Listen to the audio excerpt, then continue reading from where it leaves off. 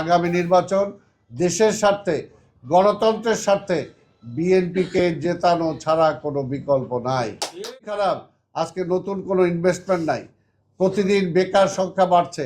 আজকে মধ্যবিত্ত থেকে নিম্ন মধ্যবিত্ত হয়ে যাচ্ছেন, আর নিম্নবিত্তরা আজকে হারিয়ে যাচ্ছে।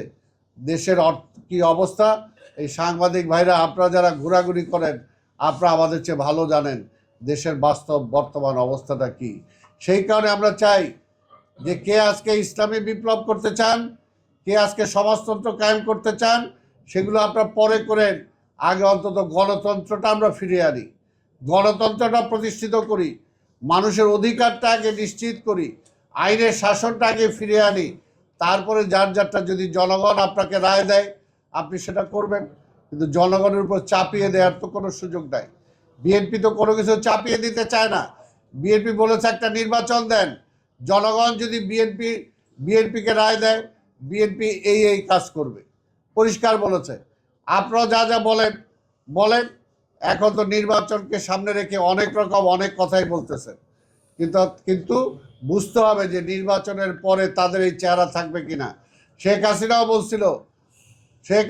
বলছিল মাথায় হিজাব লাগায়া তসবি নিয়া, সেই সময় বলছিল যে আমাকে অন্তত একবারের মতো ক্ষমতা দিয়ে দেখেন, বিশ্বাস করেন। কিন্তু শেখ হাসিনাকে বিশ্বাস করে একটা স্বৈরাচার দেশে আমরা দেখেছি কিভাবে স্বৈরাচারের নতুন আমদানি হয়েছে। ঠিক আছে, আরেকটা যারা তাদেরকে বিশ্বাস করতে বলে, অতীতের তাদের কর্মকাণ্ডের কারণে তাদেরকেও বিশ্বাস করা যায় না, তারাও সেই স্বৈরাচারে রূপান্তরিত হবে। তা আমি আমার বক্তব্য দীর্ঘায়িত না করে আমি বলবো যে আগামী নির্বাচন দেশের স্বার্থে, গণতন্ত্রের স্বার্থে বিএনপিকে জেতানো ছাড়া কোনো বিকল্প নাই।